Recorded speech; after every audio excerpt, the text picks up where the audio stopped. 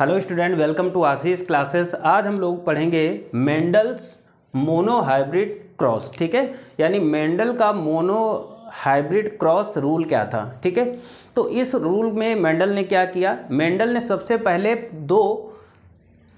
Mendel took pure line plants and cross pollinated them. Mendel ने सबसे पहले क्या किया कि प्योर लाइन प्लांट ले लिए, यानी दो प्योर प्लांट ले लिए, है ना। और प्योर प्लांट में क्या लिया कि एक तो हमारा टॉल प्लांट ले लिया और दूसरा ड्रॉफ प्लांट ले लिया, और उन दोनों के बीच में क्रॉस ओवर कराया।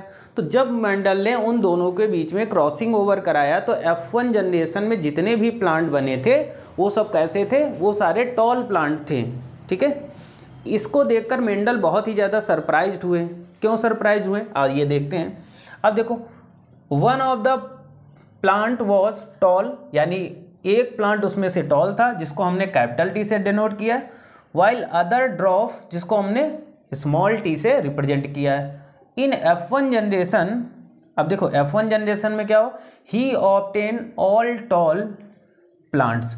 F1 जनरेशन में उन्होंने सारे टॉल प्लांट देखे। ठीक, देखो तो टॉल प्लांट ले लिया जिसे कैपिटल टी से डिनोट किया गया, स्मॉल प्लांट यानी ड्रॉफ यानी बौने पौधे ले लिए जिसको स्मॉल टी से रिप्रेजेंट किया गया है। अब इनको, ये गैमीट्स हैं हमारे, ये क्या हैं,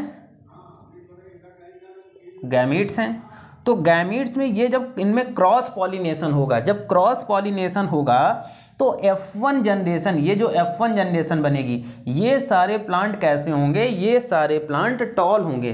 ठीक है, तो मेंडल के इस क्रॉस पॉलिनेशन या मोनो हाइब्रिड मॉडल जो भी था या मोनो हाइब्रिड क्रॉस में F1 जनरेशन में जितने भी प्लांट बने वो सारे टॉल प्लांट थे। और इसको देखकर मेंडल थोड़ा सा सरप्राइज्ड हो गए कि ऐसा क्यों हो रहा, जबकि हमने दो कैटेगरी के प्लांट लिए थे लेकिन इसमें क्या है कि केवल एक ही कैटेगरी के प्लांट बन रहे हैं। तो इसको देखकर मेंडल थोड़ा सा सरप्राइज्ड हो गए। ठीक है, फिर उन्होंने इसके आगे और एक्सपेरिमेंट किया। उन्होंने क्या किया कि जो F1 जनरेशन में प्लांट बने थे, ठीक है, जो F1 जनरेशन में प्लांट बने थे उनमें सेल्फिंग क्रॉसिंग कराई। मतलब उन्हीं जो F1 जनरेशन में प्लांट बने थे उनके बीच फिर से इन्होंने क्रॉस पॉलिनेशन कराया। अब रिजल्ट क्या आएगा, तो मेंडल ने क्या किया कि F1 जनरेशन के प्लांट ले लिया और उनके बीच में क्रॉस पॉलिनेशन कराया। तो जब क्रॉस पॉलिनेशन हुआ तो F2 जनरेशन में जो हमारे प्लांट मिले वो क्या मिले, F2 प्लांट में ये 1, 2 और 3, ये 3 प्लांट ऐसे थे जो टॉल बने। ठीक है, लेकिन एक प्लांट हमारा ड्रॉफ था। ठीक है, ये कैसा प्लांट था, ड्रॉफ। तो यहां पर रेशियो क्या मिला, 3:1। ठीक है, तो F2 जनरेशन में 3:1 के फॉर्म में प्लांट मतलब मिले हमें, मतलब 3 प्लांट लंबे थे यानी टॉल प्लांट थे, जिसमें एक प्लांट क्या था, ड्रॉफ प्लांट था।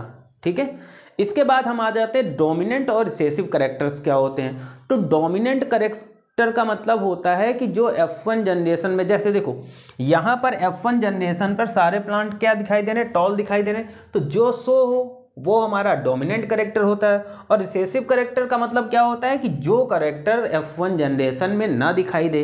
तो देखो यहाँ पर जो टॉल प्लांट दिए तो टॉल क्या होगा, ये इनका डोमिनेंट कैरेक्टर है, बट यहाँ ड्रॉफ कैरेक्टर क्या हो गया, दब गया, यानी ड्रॉफ कैरेक्टर मतलब बौनापन देखने को नहीं मिला, तो ये रिसेसिव कैरेक्टर होता है। ठीक है, तो ये हमारा मेंडल्स का मोनो हाइब्रिड क्रॉस था जो हमारे एग्जाम्स के लिए बहुत ही ज़्यादा इंपॉर्टेंट है। हमें ये याद कर रखना है कि F1 जनरेशन में जितने भी प्लांट बने थे वो सारे टॉल थे, लेकिन जब उन्हीं F1 जनरेशन के प्लांट के बीच में जब क्रॉसिंग ओवर कराएगी, है ना, तो क्या हुआ कि F2 जनरेशन में हमारा ये रेशियो बदल जाता है। यानी यहाँ पर क्या होता है, 3 प्लांट हमारे टॉल होते हैं लेकिन 1 प्लांट क्या होता है, ड्रॉप होता है यानी बौना होता है, और इनका रेशियो आता है 3:1। ठीक है, इंपॉर्टेंट टॉपिक था और हमारे बोर्ड एग्जाम्स के लिए, चाहे क्लास 10th हो या 12th हो, इन दोनों एग्जाम्स के लिए बहुत ही ज़्यादा इंपॉर्टेंट है और कई बार ये बोर्ड एग्जाम्स में पूछा भी गया है। तो आई थिंक सबको समझ में आया होगा। Thank you for this class.